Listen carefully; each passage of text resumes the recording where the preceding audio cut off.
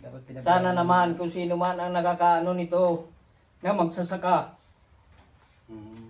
Nananawagan ako sa inyo na nandito kami sa sitio Mamba. Mamba.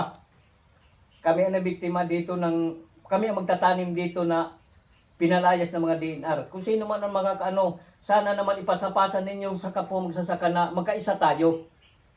Na lahat tayo na magsasaka, magkapit-bisig.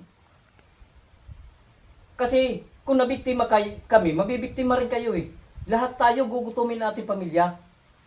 Gugutumin talaga. Gutom talaga. Kasi ang puro panukala ngayon ng gobyerno, puro building, bahay. Oo. Ay, anong gagawin sa building? Ang Oh, natin, anong gagawin? Ay mabuti man sila kasi may mga trabaho tayo na magsasaka. Mabuti sila, may pera, may pambili May sila pera. ng halaman.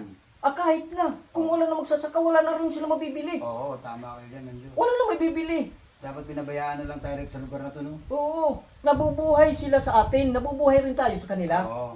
By birsa. Sana. By birsa yan na ano natin. Kaya sabi ko, kung sino man, kung saan man sulok ka na nakaka-ano nito namin video, iparating nyo kung makakarating kayo kay Presidente Marcos. Matagal na tayo Na nanawagan, no? matagal na akong nanawagan. Ay, Duterte pa. Pero hindi Nanawagan ako na nasuko. tayo. Hindi ako masuko. Oo, huwag kayo sumuko, ah. Hindi ako masuko. Kay Duterte pa tayo nanawagan. Kay Duterte pa, kay Bago. Presidente Duterte pa kami nananawagan tungkol dito. Bongbong ulit, nanawagan na naman tayo. Ito ngayon, kami pa lang ito ngayon. Baka bukas makalawa kayo naman.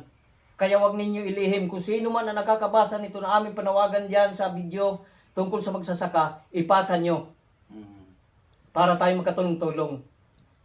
Kasi ang aming panawagan, wala talaga nakakarating. Sana naman ito ngayon kung sino man na may puso na bilang Christian, bilang Pilipino, na maipasa ninyo sa kapwa magsasaka. Itong aming panawagan dito na ito, dito na lang kami nagpapisto yung ginawa namin chapel dati. Kaya nagubat na yung lugar mo, no? Ngayon gubat na. Dati malinis Oo, ito. malinis yan, eh. Masaya ang lugar. Pero ngayon, Anong inabubuhay nyo ngayon doon sa Kapatagan? nangangalakal. Magbote bakal? Oo. Garabing lutik naman Wala, yun. wala tayong magawa. Kasi nandito tayo sana sa Ghana. Oo. Ay ngayon, gobyerno ang nag-ano, mga Naku. DNR, wala Naku. nang ano tayo. Kawawa kayo doon. Kasi kung magpatulog-tulog ka rin, wala rin. Ay! Hindi kayo Wala. kakain. Mahirap naman rin na tayo magnakaw. Ano ba nangyari talaga sa buhay natin? Kasi kung magnakaw tayo, kulungan ang abutin. Kulungan. Dapat Pag hindi kulungan, pinabayaan na lang tayo dito ng gobyerno. Kasi Sana hindi na- naman natin sinisira yung lugar eh. Sa Sana. halip, pinakikinabangan natin yung lugar sa paghahalaman. So wala eh. oo, yun ang ano. Walang kabagay-bagay para palisin tayo ng DNR dito, Manjo, no? Mabuti kung violente tayong tao, wala man tayong ginawang masama. Wala. Ang atin, kaya tayo nandiran dito kasi walang oportunidad sa syudad na makapaghanap buhay Oo. tayo. Wala tayong tirahan doon. Wala, ungangupahan. Wala tayong trabaho, kaya Wala wala naman trabaho. tayong mga pinag-aralan. Wala naman talagang trabaho marami Pilipino ngayon. Oo. Mm. Bago, ang mahal pa ng bilhin doon.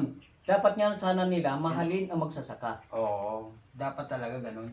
Pabayaan nyo na, dapat ganun ang pananaw eh. Hayaan nyo na yan sila dyan sa bundok, magsaka, maganda nga eh. Oo. Para pagkapa nila may dalang gulay, may makakain tayo. Oh, yun na. Sa Yun balitan, sana. pinalayas tayo eh. Pinalayas tuloy, pinasira mga bahay. Guys, ito si Manjo, dati nakatira dito, dati kami nakatira dito. Ngayon, inaalis kami rito ng DNR dahil nga